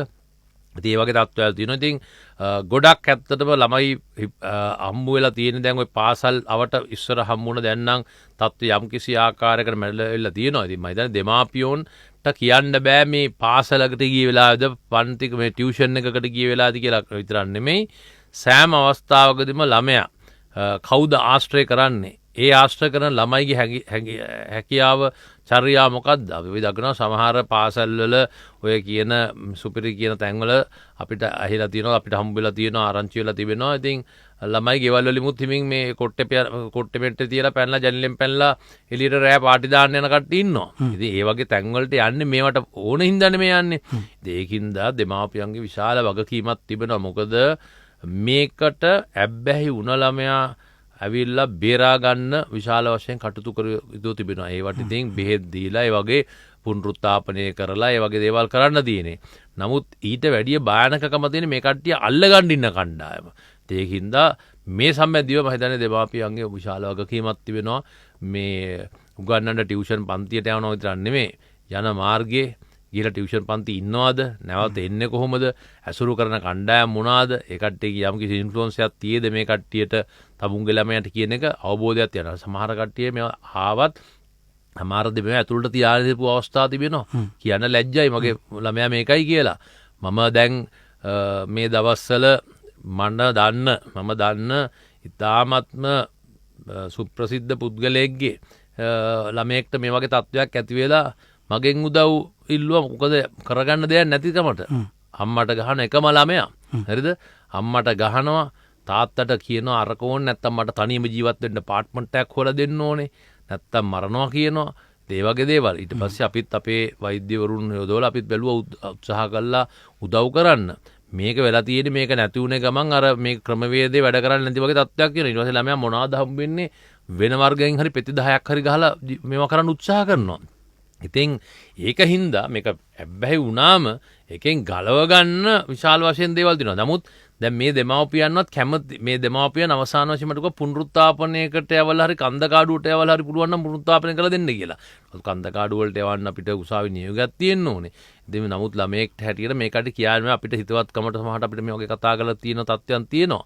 ඉතින් මේ වගේ ඒ කියන්නේ ඒ වගේ චරිත මේ තත්ත්වය ඇති වෙලා තියෙනවා. ඒකින්ද දෙමාපියන්ගේ ඒක මම දකින්නේ ළමයිටත් වැඩිය දෙමාපියන්ගේ වගකීම දෙමාපියන් පැහැරපු අවස්ථාවන් හින්දා තමයි ළමයි ඒ වගේ තත්ත්වයට පත් වෙලා තියෙන කියන එක කියන්න තියෙන්නේ. මත්ද්‍රව්‍ය මේ රටට ඔබට මට අපි හැමෝටම තර්ජනයක්. අද එහි ගොදුර වෙන කෙනෙක් වෙන්න පුළුවන්. නමුත් හෙට ඒ ගොදුර ඔබ හෝ මම හෝ ඔබට මට ඈඳුණු කෙනෙක් වෙන්න පුළුවන්. ඒ නිසායි අදත් net fm unlimited කනපිට වේදිකාවේ අපි මේ මත්ද්‍රව්‍ය ගැන කතා කරන්නේ. මත්ද්‍රව්‍ය මඩින මෙහෙයුම ගැන කතා කරන්නේ. යුද හමුදාපති ලුතෙන් ජෙනරාල් ශවේන්ද්‍ර සිල්වා මහත්මයා සමග මේ මත්ද්‍රව්‍ය මඩින මෙහෙයුම සඳහා මේ වන විට ත්‍රිවිධ හමුදාවන් එකතුව තිබෙනවා. යුද හමුදාවෙහි ප්‍රමුඛ කාර්යයක් ඉටු කරමින් සිටිනවා. යුද හමුදාපති ලුතෙන් ජෙනරාල් ශවේන්ද්‍ර සිල්වා මහත්මයා සමග එතුමන් වැඩ බලන ආරක්ෂක මාණ්ඩලික ප්‍රධානීවරයා අප කතා කරමින් ඉන්නේ. යුද හමුදාපතිතුමනි දැන් මත්ද්‍රව්‍ය ගේන අය අපි අල්ලගන්නවා. ගේන මත්ද්‍රව්‍ය අල්ලගන්නවා. ඒවට ඇබ්බැහි කරගන්න අය අපි හොයාගන්නවා. සහ ඇබ්බැහි ඌ අය අපි හොයාගන්නවා. මේ සියල්ල මෙහෙම සිදු වෙද්දි මේකත් එක්ක බැඳුණු නීතියේ කාර්යභාරයක් තිබෙනවානේ. හෙරෝයින් ග්‍රෑම් 2කට වඩා ළඟ තබා ගත්තොත් ඒ බව ඔප්පු කළොත් අධිකරණයේ හමුවේ වරද කරුණොත් මරණ දඬුවම නියම කරන්න පුළුවන්. නමුත් අයිස් සම්බන්ධයෙන් මොකක්ද නීතියේ තියෙන විධිවිධාන? හෝ දැන් අලුත් මත්ද්‍රව්‍ය දවසින් දවස හොයාගන්නවානේ. එහෙම හොයාගන්න අලුත් මත්ද්‍රව්‍ය වලට ගැළපෙන විදිහට මේ නීතිය යාවත්කාලින වෙලා තිබෙනවද? එහෙම නැත්නම් නීතියේ සිදුරු තියෙනව නේද? ඒ සිදුරු ඔබතුමන්ලා හඳුනාගෙන තිබෙනවද? ඕ ඇත්තට මේ සම්බන්ධයෙන් මේනකොට ක්‍රියා කරමින් පවතිනවා. මොකද පුතුමා කියන කතාව හරි. මේකේ ගොඩක් ගත්තම ගොඩාක් නීතිය වගේ අපේ රටේ තියෙන නීති ගොඩක් 1958 48 ඉඳලා යන නීතිත් තියෙනවා. ඉතින් දැනට තිබෙන නීතිය ඔබතුමා කිව්වා තමයි ග්‍රෑම් 2කට වැඩි හමු වුණොත් මේ තත්ත්වය මරණ දඬුවම දක්වා ලබා දීමේ හැකියාවක් තිබෙනවා. ඉතින් දැනට අඩුපාඩු දෙන සමහර මද්ද්‍රව්‍ය අපිත් දන්නේ දැන් මේ ලෝකෙට එනවා තිබෙනවානේ. ඉතින් මේවා ඔක්කොම එකතු කරලා ඉදිරි කාලයේදී මේ සම්බන්ධව ගත යුතු ක්‍රියාමාර්ග ගැනීමට මේ කාර්ය සාධක බලකායක් වශයෙන් මේ ගැන යම්කිසි අධ්‍යයනයක් කරලා මේ වෙනුවටත් මේ සඳහා සැලසුම් ඉදිරිපත් කළා තියෙනවා. මම හිතන්නේ ඉදිරි කාලයේදී මේ සම්බන්ධව නීති මාර්ගයෙන් ගත යුතු ලබා දී උපුරුම දඩුවම් ලබා දීමට සහ ඔවුන් වෙත කර හැකි මොනවාද මොන වගේ දඩුවම්ද නැත්නම් මොවුන් නීතියේ රැහැනේදී කළ යුතු දේවල් මොනවාද සම්බන්ධව මේ වෙනකොට කතිකා වෙමින් පවතිනවා. මම හිතන්නේ මේකත් ඉදිරි කාලයේදී මේ වර්තමානයට ඔබිනාකාරයට විශේෂයෙන්ම ඒ මොකද කියවපු ඔබතුමා වගේ එක මද්ද්‍රව්‍යයක් පමණක් නෙමෙයි ඒ වර්ග කීපයක් තිබෙනවා මද්ද්‍රව්‍යක මං කියවා බීමත් දෙමනේ ඇල්කොහොලුත් මද්ද්‍රව්‍යයක් කියන ගණන් ගන්න. ඒකින්ද මේ සියලුම දේවල් සමැදිව ඉදිරි කාලෙදී අපිට දැක ගලා ගන්න හැකියාවක් ලැබෙයි. මොන වගේ නීති රාමු හැදිලා රටට අවශ්‍ය පරිදි කරන්න පුළුවන්ද කියන එක මේ සම්බන්ධයෙන් යම්කිසි අධ්‍යයනයක් වෙමින් පවතිනවා. ගේන අය හඳුනා ගන්නවා, ඒ අයව අත්අඩංගුවට ගන්නවා, විකුණන අය හඳුනා ගන්නවා, ඒ අයව අත්අඩංගුවට ගන්නවා. මේ සැපයුමනේ අපි අවහිර කරන්නේ. හැබැයි අනිත් පැත්තෙන් ඉල්ලුම තිබෙනවා. දැන් මේ ඉල්ලුමත් අපිට නතර කරන්න වෙනවා. මද්ද්‍රව්‍ය ජාවාරම නතර කරන්න නම්. ඒ සම්බන්ධයෙන් අවධානය යොමු වෙලා තිබෙනවද? මොනවද ඒ සඳහා ගනිමින් තිබෙන පියවර? ඒක තමයි දැන් මම ඉල්ලුම සම්බන්ධයෙන් කතා කරලා තමයි ඉස්සෙල්ලා මම කිව්ව බුද්ධිය ඒ කට්ටියගේ බුද්ධියන් සමත් වැඩ කරනවා කියලා. ඒක තමයි එතනදි වෙන්නේ. ඉතින් ඉල්ලුම සොයා බලන්න කවුද මේ සම්බන්ධයෙන් සම්බන්ධ වෙලා ඉන්න කට්ටිය සොයා ගැනීමක් නැවශලා තියෙන්නේ. ඉතින් මේ සැමැදිව ඇත්තටම අපි ක්‍රියාමාර්ග ගන්න තියෙනවා. අපි අඳුනගෙන තියෙනවා මේ වෙනකොටත් කවුද මේවට මේ ඇබ්බැහි වෙලා ඉන්නේ. සමහරට අපිට කුඩු නැතුවල්ලෙන් නැතුණත් අපිට යම්කිසි අවබෝධයක් තියෙනවා මේ සම්බන්ධයෙන්. අර මම එකයි කිව්වේ ජාලේ අර ඔබතුමා ඉස්සෙල්ලා මෝරා ගන්න තෝරා පමණක් නෙමෙයි අන්න ඒ කට්ටිය තමයි වැදගත් වෙන්නේ. මොකද ඉතින් ඒ කට්ටියත් අපි හඳුනගන්න තියෙන්නේ. අපි හඳුනගන්න තියෙන්නේ සමහර කට්ටියට අත්අඩංගුවට පත් වෙමින් පවතිනවා. කියන්නේ බෙදාහරන කට්ටිය, භාවිතා කරන කට්ටිය දෙකම අත්අඩංගුවට පත් වෙනවානේ මේ දවස්වල. එතකොට ඒ කට්ටිය අත්අඩංගුවට පත් වෙමින් පස්සේ සමහර කට්ටිය අත්අඩංගුවට පත් වෙන්නේ නැහැ. නමුත් අපි දන්නවා මේ කට්ටිය පාවිච්චි කරලා නමුත් මේ වෙලාවේ අතේ නැතුව මේ අතුලට අරන් නැහැනේ මේ කට්ටියව. ඉතින් යම්කිසි නීතියක් තියෙනවා රටේ නීතියක් තියෙනවානේ. ඒකට අනුගත වෙලා තමයි වැඩ කටයුතු කරන්නේ. අනිවාර්යයෙන් ඔව් අපි අඳුරගෙන තියෙනවා. අඳුරගන්න නැතුව කට්ටියක් ඉන්නවා. තාම අඳුරගත්ත නැති කට්ටියක් තියෙනවා. සමහරට අඳුරගත්ත කට්ටිය අත්අඩංගුවට ගත්ත නැති හින්දා හිතාගෙන නැති අපි අඳුරගෙන නැත්තේ නැහැයි කියලා. අන්න ඒ කට්ටියට දෙන්න තියෙන පණිවිඩේ ඔබ මේ ආකාරයෙන් ඇබ්බැහි වෙලා මෙතෙක්කල් පාවිච්චි කර හිටියා නම් ඔව් අපි දන්නවා ඔබ බහුතරයක් අපි දන්නවා මේකේ අඳුරගෙන තියෙන්නේ. නමුත් කොයි හෝ වෙලාවක ඔබගේ අතට ආපු ගමන් අල්ලන්න පුළුවන්. හරිද? ඉතින් මේ අතේ නැතුව අපි අල්ලගෙන වැඩක් නැහැ නේ ඕක. ඉතින් ඒ හින්දා ඉතා හොඳ දැනුමක් අපිට තිබෙනවා. ලංකාවේ ඒකයි මම කිව්වේ ජනගහනයෙන් මේවට සම්බන්ධ වෙච්ච කට්ටිය, සම්බන්ධ කරගත්ත කට්ටිය මේ පිළිබඳ හොඳ දැනුමක් තියෙනවා. ඉතින් මේ ඔක්කොම මම කව දවසෙන් දෙකෙන් තුනෙන් කරන්න පුළුවන් කාර්යයක් නෙමෙයි කිව්වේ. ඒකයි අවශ්‍ය තැන. මොකද සමහර තැනකදී ඒ කණ්ඩායම ඒ ජාලෙම අල්ලගන්න මේ පුද්ගලයා අත්අඩංගුවට අරන් බෑ. මේ ජාලය අපි දන්නවා මෙච්චර විහිදලා තියෙනවා කියලා යම්කිසි සැලසුමකට කරන්නේ. ඉතින් ඒ අනුව ඒ කට්ටිය අනිවාර්යයෙන්ම තාම අත්අඩංගුවට ආවේ නැතුණාට ඉදිරි කාලේ අපි දන්නවා මේ කට්ටිය තමයි පාවිච්චි කරන කට්ටිය කියලා අපිට හොඳ දැනුමකුත් තියෙනවා. ඉතින් ඒ කට්ටිය ඉදිරි කාලෙදී මද්ද්‍රව්‍ය අතට ආපු වෙලාවක අල්ලලා පෙන්වන්න පුළුවන් අපිට. කොච්චර කිව්වත් මේ කුඩු චුට්ටක් ගහන එකාව අල්ලන් යනවා. හැබැයි කුඩු විකුණන එකාව අල්ලන් යන්නේ නැහැ කියන මැසවිල්ල චෝදනාව ජනතාවගේ පැත්තෙන් විශේෂයෙන් කාලයක් තිස්සේ පොලිසියට ඇඟිල්ල දිගු වෙමින් තිබෙනවා. මොකද පොලිසිය සමයි මේ සම්බන්ධයෙන් ප්‍රමුඛ වගකීම් ඉටු කරන ආයතනය බවට පත් වුණේ මෙච්චර කාලයක් තිස්සේ. ඒ වගේම මේ තොරතුරු දෙන්න ගියොත් මෙන්න මෙතන මෙයා මත්කුඩු අතේ තියාගෙන ඉන්නවා කියලා කිව්වොත් සමහර විට ගිහින් වැටලීම කරනවා. හැබැයි මෙයා මත්කුඩු විකුණනවා වෙන්න පුළුවන් කියලා සැකයක් මත කළොත් ඒ සැකය තහවුරු කරගන්න ඒ ඔස්සේ ගිහිල්ලා තොරතුරු හොයලා වැටලීමක් කරන්න සමහර නිලධාරීන් උනන්දුවක් දක්වන්නේ නැහැ කියන චෝදනාවත් මැසවිල්ලත් මහ ජනතාවගේ පැත්තෙන් තියෙනවා. මෙහෙමයි මේක සම්බන්ධයෙන් කියන්න තියෙන්නේ මේ ඇවිල්ලා විශ්වාසය කියන වචනේ තියෙන අර්ථයේ තිබෙන සහ මේක මිනිස්සු දකින ක්‍රමවේදයක් තියෙන්නේ. මේක වෙන්න ඉතින් හේතු තිබ්බනේ අතීතයේදී මේ සම්බන්ධයෙන් ක්‍රියා කරලා නැතුව ඇති. නමුත් එහෙම එකක් නෙවෙයි. දැන් උදාහරණයක් ගත්තොත් ගරු ආරක්ෂක ලේකම්තුමා දීලා තියෙනවා අපේ මේ වගේදී සම්බන්ධ වෙන අවස්ථාවලදී අපේ සාකච්ඡාවලදී පැහැදිලිව ඒ පොලිස් ස්ථාන යටතේ සහ ඒ පළාත්වල ඉන්න අයන්ට උපදෙස් දීලා තිබෙනවා ඒ ප්‍රදේශයේ තිබෙන දේවල් ඔහු දන්නේ නැහැ කියන්න බෑ. මොකද පිටින් ගිහිල්ලා ප්‍රදේශ අල්ලන්න පුළුවන් තත්යකට තමුන් පත් වෙන්න එපයි කියන එක හැඳ හොඳ දැනුමක් දීලා තියෙන එකට. ඉතින් යම් කිසි දැක්කත්ම යම් කිසි ඒ ආයතනය ගත්තත් පොලිස් ස්ථානයක් ගත්තත් ඔහුට තිබෙන අනෙකුත් දේවල් එක්ක සමහරට අතපසුවීම් සහ ඔබතුමා කිව්ව වගේ දේවල් නොකරත් නොතුවා නෙමෙයි වගේ තියෙන්නේ නැති. නමුත් දැන් ඒ තත්ත්වේ බොහෝ දුරට මගහැරිලා තියෙන්නේ මොකද තමුන්ගේ රැකියාවේ තමුන්ගේ මේ ඉදිරි ගමන තියෙන්නේ තමුන්ගේ කරන ප්‍රතිඵලවල අනුවට. මේ නිකන් ඉඳලා මේ පැසෙන්ජර්ලට මගියොන්ට යාත්‍රිකයන්ට යන්න බෑ ඉදිරි ගමන. ඒකින්ද හැම එක්කෙනාම උනන්දුවෙන් කටයුතු කරනවා මම දන්න පමණට. ඒකින්ද තමයි ලංකාවේ හැමතැනම ඔය කිව්වේ දරාට පොඩි ගණන් කොට විශාල ප්‍රශ්නයෙන් පොඩි දේවල් අපි අල්ලනවා. ඉතින් ඒ කට්ටිය මේ සම්බන්ධ වෙලා ඉන්නවා. ඉතින් මේක තවදුරටත් ඔවුන්ව මේ සඳහා දිරිමත් කිරීමටත් අපි කටයුතු කරමින් තිබෙනවා. ඉතින් මේ හැමදේම මේ එක දවසකින් මේවා කරන්න බෑ. නමුත් විශ්වාසය කියන ප්‍රශ්නයක් තිබෙනවා. මිනිස්සු කොච්චර ඇල්ලුවත් රටේ මිනිස්සු සමහරට දාන්න පුළුවන් මේක කරන්නේ නැහැ කියන එක. තාන් කොහොමද හම්බ වෙන්නේ කියලා හිතන නැති නම් මෙච්චර ඇල්ලුවා නම් කොහොමද තාම හම්බ වෙන්නේ කියලා. අර වගේ තියෙනවා. හංගපු ඒවා තියෙන්න පුළුවන්. සමහරලාට තාමත් අපි නොදන්න සමහරලා එකක් දෙයක් එන්න අවස්ථාවක් නැතුව නෙවෙයිනේ. ඒ දේවල් එන්නත් පුළුවන්. නමුත් අපි දකින විදිහට නම් ඒ අවස්ථා බහුතරයක් අපි මේ මගහරලා තියෙන්නේ, අහුරලා තියෙන්නේ. නමුත් මේ දේවල් පොඩි දේවල් වෙන්න පුළුවන්. නමුත් රටේ ජනතාවගේ වැදගත්මකම විශ්වාසය තියා ගැනීම. මේක කරයි කියලා. මම හිතන්නේ අර ආපසු හැරලා බැලුවොත් අර මම කිව්වා වගේ බැලුවොත් තේරෙයි එදා හිටිය කොහෙද අද ඉන්නේ කොහෙද කියන එක. ඔබතුමා විශ්වාසය කියන වචනය නැවත නැවත පාවිච්චි කරන නිසාම මේ ජනතාව විශ්වාසය බිඳ වැටෙන්න තවත් හේතුවක් කියලා මා යෝජනා කළොත් ජනතාව විශ්වාස කරනවා මේ මද්ද්‍රව්‍ය ජාවාරමත් එක්ක ගැට ගැහිලා ලොකු පුටුවල ඉඳගෙන ඉන්න අය ඉන්නවා. අපි ඉතා විවෘතව කතා කරොත් දේශපාලනඥයන් ඉන්නවා. ඒ නිසා මේක අල්ලගෙන ගියාට කොහේ හරි නතර වෙනවා. ඒ නිසා එතනින් එහාට යන්නේ නැහැ වගේ අදහසක් ජනතාව ළඟ තියෙනවා. දැන් මොකද්ද මේකට දෙන්න පුළුවන් උත්තරේ? මේ ආරම්භ කරපු මෙහෙයුමත් කොහේ හරි නතර වෙයිද දේශපාලනඥයෙක්ගේ බලපෑමක් නිසා? අතිගරු ගෝඨාභය රාජපක්ෂ ජනාධිපතිතුමා ගරු අග්‍රාමාත්‍යතුමා මේ දෙදෙනා ඉන්නකොට මේක කිසිසේත් මට බය නැතුව කියන්න පුළුවන්. ගෝඨාභය රාජපක්ෂ ජනාධිපතිතුමාගේ නායකත්වයට මේක කිසිසේත් කවුද තරාතිරම පුද්ගලයා කාටද යා සම්බන්ධ වෙලා ඉන්න එක හරියන්නේ නැහැ. අනිවාර්යයෙන්ම බය නැතුව කියන්න පුළුවන්. අපි තාමත් හොඳින් ළඟින් අපේ තනතුරට අනුව අපි කටයුතු කරන හින්දා අපි දන්න හින්දා අපි දන්නවා අද මත්කුඩු සම්බන්ධයෙන් පමණක් නෙවෙයි එතුමා අනෙකුත් දේවල් සම්බන්ධ වෙන හැටිත් ඔහු ක්‍රියා කරන හැටි සම්බන්ධයෙන් හොඳ අවබෝධයක් අපිට හිටපු හමුදා නිලධාරිවරයෙක්.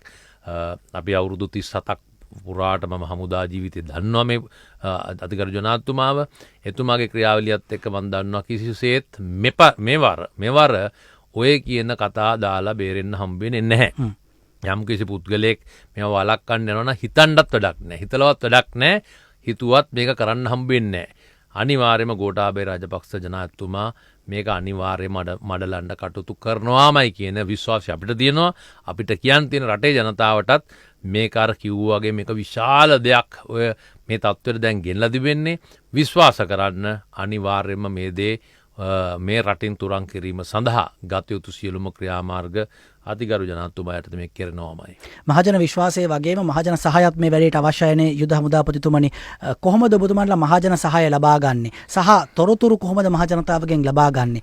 අනිත් පැත්තට තොරතුරු දෙන අයට දෙන සහතිකය මොකක්ද? ඔබේ රහස්‍යභාවය, ඔබේ ආරක්ෂාව අපි තහවුරු කරනවා කියලා. මොකද සමහර විට ඔහු දෙන තොරතුරු, අය දෙන තොරතුරු ඔහු මේ සටන් කරන්න හදන්නේ මේක පුද්ගලයෙක් එක්ක නෙමෙයි. ඔබතුමන් විස්තර කරන විදිහට මහා බූවල්ෙක් එක්ක. ඉතින් කොහොමද විශ්වාස කරලා මේ තොරතුරු වුන් දෙන්නේ? ඔව් අනිවාර්යයෙන් අපි කියන්න ඕනේ ඉස්සල්ලාම ඉතාමත්ම වැදගත් වෙනවා. අර කිව්වාගේ ඔබතුමාම කිව්වාගේ අපි මේ කාර්යයේ යෙදিলা ඉන්න ගමන් අපිට මිස් වෙන තැන් තිබෙන්න පුළුවන්.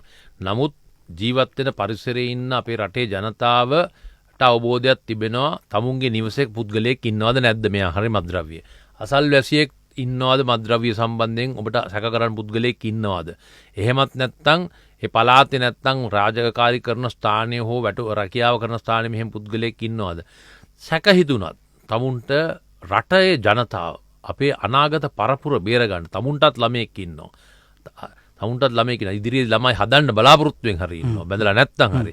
ඒ හින්දා එහෙම හිතන කට්ටිය මම හිතන්නේ ඒ කට්ටිය හිතලා තමුන්ට සැකයක් හරි තියෙනවා නම් කිවීම ඔවුන්ගේ ශ්‍රී ලාංකිකයෙක් වශයෙන් රටේ පුරවැසියෙකුගේ යුතුයකමක් හැටියට මම දකින්නේ. අපි අර කොවිඩ් කාලෙත් කිව්වේ කවුරු හරි මෙහෙම එකක් තියෙනවා අපිට දැනුම් දෙන්න කියලා. ඒ කාලේ මතකනේ තමුන්ගේ ගෙදර දිහාට ඇතුළ බලන්න තු පිට බලාගෙන හිටියනේ කවුද දිහා පැත්තේ කාට කොවිඩ් වගේ එනවද යනවද කොහෙද කියලා අන්න එළියට බැස්සා කියලා අපිට පණිවිඩ දුන්නානේ. අන්න ඒ තත්වයක් ඉදිරි කාලෙදී අපි බලාපොරොත්තු වෙන්න ඕනේ. ඒ වගේ කණ්ඩායමක් අපිට ඉන්නවා රටේ ජනතාව ඒ වගේ අපිට ඉන්ෆර්මේෂන් දෙනවා නම් කාටද මේ තොරතුරු දෙන්න ඕනේ සහ ඔවුන්ගේ රහස්‍ය භාවය ඔවුන්ගේ ආරක්ෂාව උත්සාහ කරන්නේ. මේක තියෙනවනේ පොලිසියක් ඉන්නවා ඊළඟට හමුදාවල් එදිලා ඉන්නවා. මේ පළාත්වල තේරෙන්නේ නැති කවුද මේවට සම්බන්ධ වෙලා කියන හමුදාවට දෙන්න පුළුවන්. ත්‍රිවිධ හමුදාවට දෙන්න නම් පොලිසියට බාර දෙන්න පුළුවන් මේ කතාව කියනවා. තමුන්ට කැමති ඔය ඕනම තැන ඔය ඔක්කොම කණ්ඩායම් පොලිසිය ත්‍රිවිධ හමුදාවට සම්බන්ධ වෙලා තියෙන්නේ. ඒක අනිවාර්යයෙන්ම උන්ට ලබා දෙන්න පුළුවන්. ඒත් එක්කම අපි අපගේ වැඩපිළිවෙළවල තිබෙනවා මෙවැනි ඉන්ෆර්මේෂන් නැත්නම් අපිට තොරතුරු ලබා දෙන කට්ටිය ආරක්ෂා කර ගැනීම සඳහා කළ යුතු ක්‍රියාමාර්ග ගැනීමට අපි මේ වෙනකොටත් උපදෙස් දීලා තිබෙනවා. ඉතින් අපිට බය නැතු කියන්න පුළුවන් ඔබ කවයම් කිසි පුද්ගලයෙක් දුන්නා කියලා ඔබට කවදාකවත් තර්ජනයක් නොවන ආකාරයට රැක බලා ගන්න අපි බැඳිලා ඉන්නවා. අපි ඒ දේ අපි අනිවාර්යයෙන්ම කරනවා කියලා විශ්වාසනීය තත්වයකින් යුතුව කියවෙනවා. විශ්වාස කරන්න.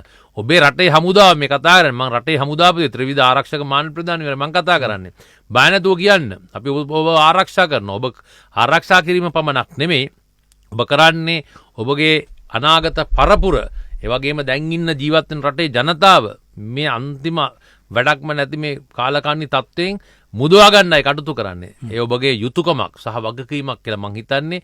ඔබ ඒ දේ කරන්න ඔබ අනිවාර්යයෙන්ම අපි රැක ගන්න කටයුතු කරනවා. රට ඇතුලෙන් ලබා ගන්න තොරතුරු වගේම මේ රටින් පිට ජාත්‍යන්තරයෙන් අපි රැස් කර ගන්න තොරතුරු අපිට වැදගත් වේවි යුද්ධ හමුදාපතිතුමනි. මොකද මේ සංවාදයේදීම කියුණා වගේ මේක මේ රට ඇතුළට සීමා වෙච්ච ජාවාරමක් මේ ලෝකේ පුරා පැතිරෙච්ච මාෆියාවක්. සමහර විට සමහර රටවල් වල ආණ්ඩු වෙනස් කරන්න, රජයන් වෙනස් කරන්න, බලය පෙරලන්න මද්‍රව්‍ය මාෆියාවට හැකියාව ලැබිලා තිබෙනවා. එහෙමනම් කොහොමද මේ අනිත් රටවල් එක්ක අපි අර 30 වසරක යුද්ධය නිමා කරන්න LTT රෙහි යුද්ධෙදී ජාත්‍යන්තරයේ සහාය දැනුම ලබාගත්තා වගේ මද්‍රව්‍ය මඩින්න ජාත්‍යන්තරත් එක්ක කටයුතු කරන්න. අපි අනිවාර්යයෙන්ම මේ දැනුම ලබා ගැනීම මං කියවර අධ්‍යයනය සහ අධ්‍යාපනය සහ මේ දැනුම ලබා දීම සඳහා තාක්ෂණ ලබා ගැනීම සඳහා ගත යුතු ක්‍රියාමාර්ග සියල්ලක්ම අපි රැගෙන තිබෙනවා. රැගෙමින් පවතින ඉදිරියට ඒ දේ කරනවා. ඒත් එක්කම තමයි විශේෂයෙන්ම ලෝකයේ මද්‍රව්‍ය ජාවාර කරුවන් ඒ රටවල් වල ප්‍රධාන දැන් ඊට රටකින් තැනකට එන්නේ.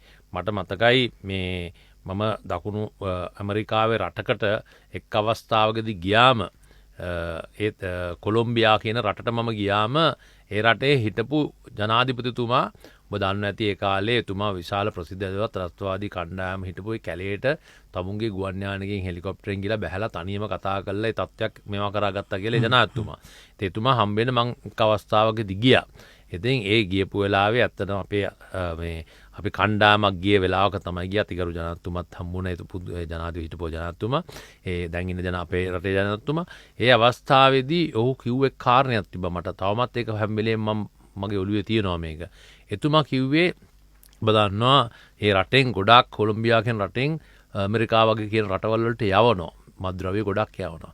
එතුමා ඒ කාලේ කිව්වා ඇමරිකාවේ හිටපු ජනාධිපතිතුමාට ගිහිල්ලා මේ ඔබතුමාගේ රටේ රැකවල් දාන යන මුදල මේවා කරන්නතෝ මට දෙන්න මේ තාක්ෂණ සහ මේ උපකර දෙන්න මම මේ රටෙන් පිටමං කරන එක මම නවත්තලා දෙන්නම් කියලා. ඉතින් ඒක හොඳ උදාහරණයක්. ඒ කියන්නේ අපි බලන්නේ දැන්ටත් අපේ රටවල් වලට එන මේක මේ ලෝකේ හැම රටෙම හම්බ වෙන්නේ නැහැ නේ මෙහාට. ඒ රටවල් එක්ක අපි සම්බන්ධ වෙලා ඉන්නේ මේ වෙනකොට. අපි ඒ කට්ටියත් එක්ක සම්බන්ධ වෙලා ඉන්න හින්දා තමයි අපිට මේ වගේ විශාල වශයෙන් සමහරලාට මුහුදෙද්දී අරහෙදි බින්ද අපිට හොයාගන්න හැකියාවක් ලැබිලා තිබෙන්නේ නැත්නම් මේ අපි කොහොමද මේක දැනගත්තේ? හරිද? ඉතින් ඒකින්ද අපි සම්බන්ධ වෙලා ඉන්නවා. මම නොදන්නුවට සමහරලාට පේන්නේ නැති වුණාට සම්බන්ධ වෙලා ඉන්නවා. විශාල වශයෙන් ලෝකයේ මේ මද්ද්‍රව්‍ය සම්බන්ධ වෙලා ඉන්න විශාල පුද්ගලයෝ ඔබ කිව්වාගේ මෝරු පිට රටවල් වල ඉන්න මෝරු. ඒ කට්ටියගේ ජාල මොනවාද? ඒ කට්ටිය සම්බන්ධ වෙලා ඉන්නේ කවුද? ඒ කට්ටිය කොහොමද මේවා ප්‍රහාණය කරන්නේ? ඒ හා සම්බන්ධව අපගේ මේ සම්බන්ධ වෙලා ණයවලුන් සම්බන්ධ වෙලා ලෝකයේ ඒ ප්‍රජාවන් එක්ක සම්බන්ධ වෙලා තමයි අපි මේ ඒ කටයුතු කරගෙන යන්නේ. ලෝකේ බියකරුම ත්‍රස්ත සංවිධානයක් කියන LTT අපි පරාජය කළා. හැබැයි තාමත් දැන් ඒ යුද්ධ ජයග්‍රහණය ලැබලා අවුරුදු 11ක් ඉක්ම ගිහිලා තිබුණත් අපිට එරෙහිව තාමත් ඇඟිල්ල දික් වෙනවා. යුද අපරාධ චෝදනා නැගෙනවා. දැන් මත්ද්‍රව්‍ය වලට එරෙහිව කරන මේ සටන ආයිත් වතාවක් මේ බූවල්ලා මේ කියන තරම් ප්‍රබල නම් ලෝකෙ පුරාම අතු විහෙදගෙන නම් ඉන්නේ. කොහොමද අපි සහතික වෙන්නේ එහෙම අභියෝග අපිට ජාත්‍යන්තරයෙන් එන එකක් නෑ කියලා සහ ඒ එන අභියෝග වලට මුහුණ දෙන්න ශ්‍රී ලංකාව යුද්ධ හමුදාව සූදානම්ද? අනිවාර්යයෙන්ම යුද හමුදාව මේවා මඩලන්න විතරන්නේ මේ ඕනම දෙයකට සූදානම්. රටෙත් ජනතාවගේ ආරක්ෂාව සපයට අපි ඕනලාක සූදානම්. යුද හමුදාව පවණක් නෙමෙයි ත්‍රිවිධ හමුදාවම. ඉතින් අපි අනිවාර්යයෙන්ම ඔය වගේ මේවා දේවල් එන්න පුළුවන්. බලපෑම් ඕන තරම් එන්න පුළුවන්. අදටත් අපිට එහෙමනේ. අපිට යම් යම් රටවල් වලින් තහංචි පනවලා තිබෙනවා. යුද්ධ කර මගේ තාත්තගේ අම්මගේ ඉඩම් අල්ලන්න නෙමෙයි මම. නමුත් මටයි මගේ ළමයි ටිකටයි මගේ පවුලටයි තියෙන තහංචි ඔක්කොම දාලාද තියෙන ප්‍රබල රටවල් වලින්. නමුත් ඒ තත්ත්වය අපිට ඇති වෙලා තිබෙනවා. අපි ඒවට ලැජ්ජත් නැහැ, දුකත් නැහැ, බයත් නැහැ. මොකද රටේ ජනතාව වෙනුවෙන් කරන්න ගිහිල්ලා මට අද මේ තත්ත්වය ඇති වෙලා තියෙන්නේ. ඒකින්ද මට පමණක් නෙමෙයි විශාල හමුදා නිලධාරීන් සංඛ්‍යාවකට මේ වගේම තත්ත්වයන් නැති වෙලා තිබෙනවා. ඉතින් මේවට බයේ හිටියනම් අපි ඒ කාලේ මේ අද තත්ත්වව දෙනවා තින්නේ නැහැ.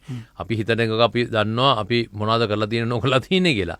ඉතින් ඒකින්ද ඉදිරි කාලෙත් එච්චරයි ත්‍රස්තවාදය කියන එකට වගේම ප්‍රබල එකක් තමයි මද්ද්‍රව්‍ය කියන එක. ජීවිත තර්ජන තිබෙනවා ගොඩක් කට්ටියට.